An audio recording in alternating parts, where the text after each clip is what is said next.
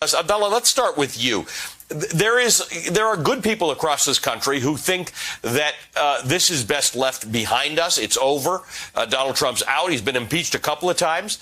We have a president who does not seem to make this a priority. He seems to think that reconciliation of some sort is the main order of the day. What makes you and your colleagues at the Boston Globe think that this is an important course of business for the country to pursue? Well, Ali, thanks for having me on. I totally understand the impulse to want to just move on and never look back, but that would be extraordinarily irresponsible.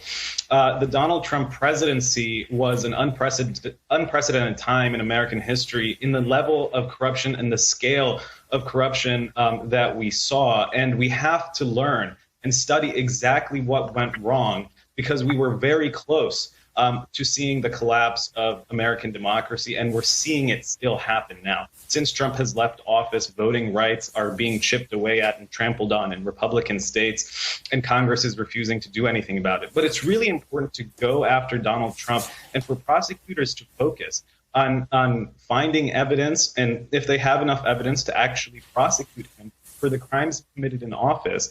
Because if we do not do that, he laid out a roadmap that makes very clear for future American tyrants how to usurp American democracy.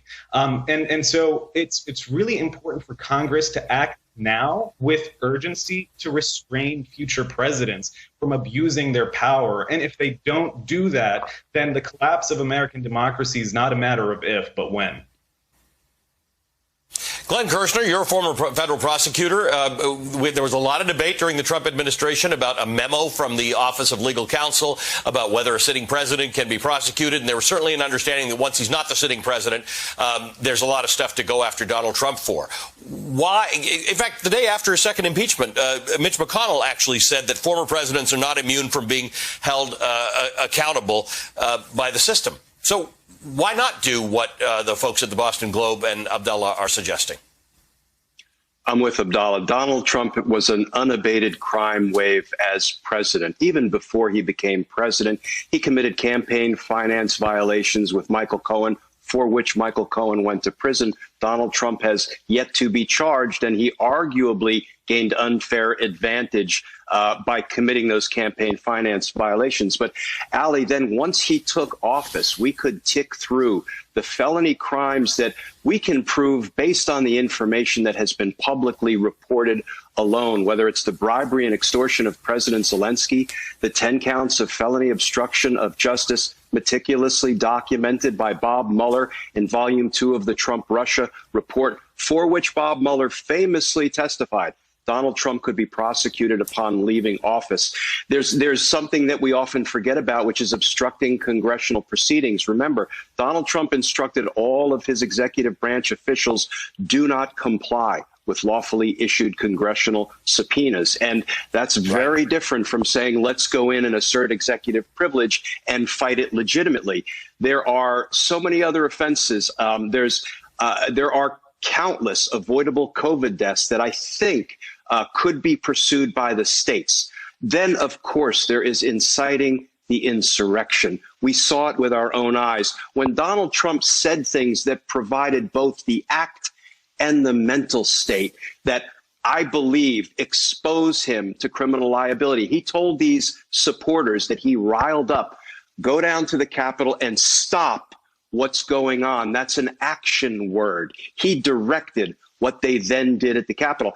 If he is not held accountable, Ali, if we don't prosecute him, then what we are doing is we are encouraging tomorrow's version of Donald Trump. We have to prosecute today's version of Donald Trump to send the message that we will not tolerate a runaway criminal president.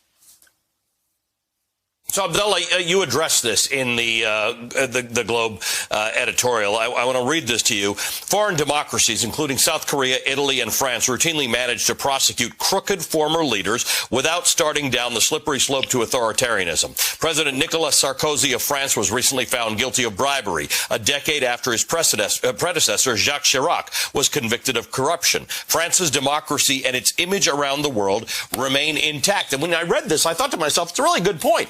We don't think about France. Whenever we talk about France, we don't actually think about the fact that they've had two former presidents convicted of criminal offenses. It almost seems like, well, things seem to be working in France.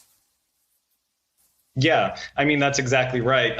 There's this idea that, once you go after former presidents, we're going to see a political tit for tat where, one political party will be in power and then it'll go after the minority power and prosecute them. I mean, Trump himself had this impulse where he wanted to prosecute Barack Obama and his predecessors.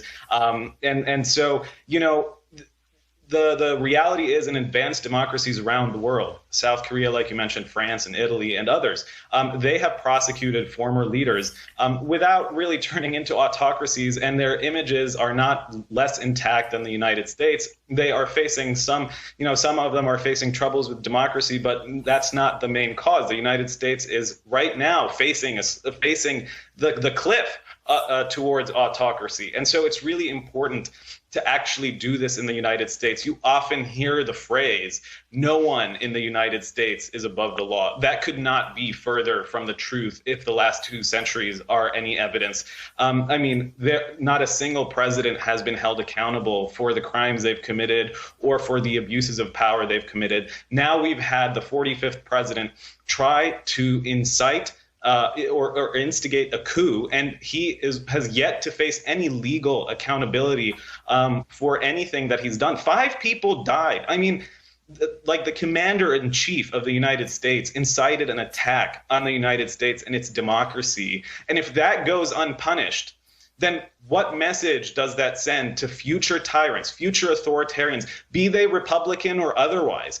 What message would that send them, if Donald Trump, of all people, gets away with the crimes that he so brazenly committed in the Oval Office?